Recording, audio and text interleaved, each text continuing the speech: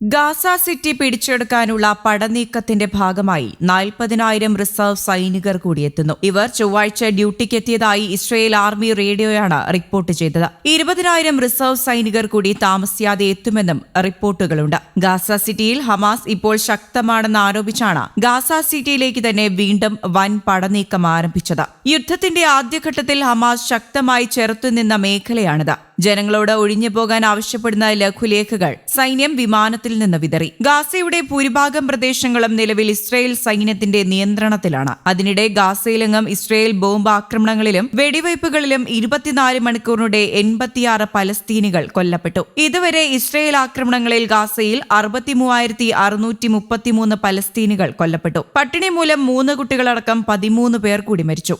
ആകെ പട്ടിണി മരണം 130 കുട്ടികളടക്കം 361. ഓഗസ്റ്റിൽ മാത്രം പട്ടിണി മൂലം 185 പലസ്തീനികൾ മരിച്ചു എന്ന് ഗാസ ആരോഗ്യ മന്ത്രാലയം അറിയിച്ചു. അതേസമയം ഗാസ സിറ്റി പിടിക്കാനുള്ള സൈനിക നടപടി രാഷ്ട്രീയ താൽപര്യങ്ങളുടെ പേരിലാണെന്ന് ആരോപിച്ച ടെലവിവിൽ റിസർവ് സൈനികരുടെ പ്രകടനവും നടന്നു. ഈ മാസം 9 ആരംഭിക്കുന്ന UN പൊതുസഭയിൽ പലസ്തീന് രാഷ്ട്രപദവി നൽകുന്നതിനെ പിന്തുണയ്ക്കുമെന്ന് ബെൽജിയം പ്രഖ്യാപിക്കുകയും ചെയ്തിട്ടുണ്ട്. സ്വീഡിഷ് ആക്ടിവിസ്റ്റായ ഗ്രേറ്റ താൻബർഗിന്റെ നേതൃത്വത്തിൽ ബാർസിലോണ തുറമുഖത്ത് നിന്ന് ഗാസയിലേക്കുള്ള സഹായവുമായി 22 ബോട്ടുകൾ പുറപ്പെട്ടു. പ്രതികൂല കാലാവസ്ഥ മൂലം കഴിഞ്ഞ ദിവസം മുടങ്ങിയ ഗ്ലോബൽ ഫ്ലോട്ടില്ല ദൌത്യത്തിൽ 44 രാജ്യങ്ങളിൽ നിന്നുള്ള ആക്ടിവിസ്റ്റുകളുമുണ്ട്.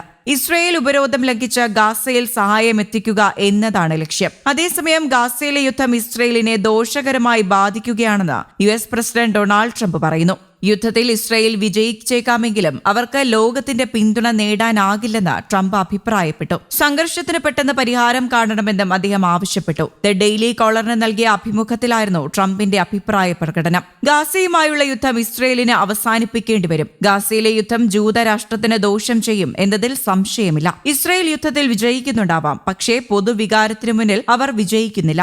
എല്ലാവർക്കും അറിയാവുന്നതുപോലെ അത് ഇസ്രയേലിനെ ദോഷകരമായി ബാധിക്കുന്നുണ്ടെന്നും ട്രംപ് അഭിമുഖത്തിൽ പറയുന്നുണ്ട്. ഈ വിഷയത്തിൽ കഴിഞ്ഞ വർഷം നടന്ന തെരഞ്ഞെടുപ്പ് പ്രചാരണ വേളയിൽ ട്രംപ് നൽകിയ മുന്നറിയിപ്പുകളുടെ ആവർത്തനമാണ് ഈ അഭിപ്രായങ്ങൾ. ജനുവരിയിൽ അധികാരത്തിലേറിയ ശേഷം അദ്ദേഹം ഈ അഭിപ്രായങ്ങൾ പറഞ്ഞിട്ടില്ലെങ്കിലും സമീപ ആഴ്ചകളിൽ യുദ്ധം വേഗത്തിൽ അവസാനിപ്പിക്കാനായി ഇസ്രയേലിനോടുള്ള തന്റെ ആഹ്വാനം ട്രംപ് ആവർത്തിച്ചിരുന്നു. അവർക്ക് ആ യുദ്ധം അവസാനിപ്പിക്കേണ്ടി വരും. അത് ഇസ്രയേലിനെ ദോഷകരമായി ബാധിക്കുന്നുണ്ടെന്നും ട്രംപ് ഊന്നി പറയുന്നു. അതേസമയം ബന്ദികളെ മോചിപ്പിക്കുന്നതിന് മുൻപ് ഹമാസിനെ നശിപ്പിക്കണമെന്ന് വാദിച്ച ഗാസ സിറ്റി പിടിച്ചെടുക്കാനുള്ള ഇസ്രയേലിന്റെ പദ്ധതിക്ക് ട്രംപ് പിന്തുണ പ്രഖ്യാപിച്ചിട്ടുമുണ്ട്.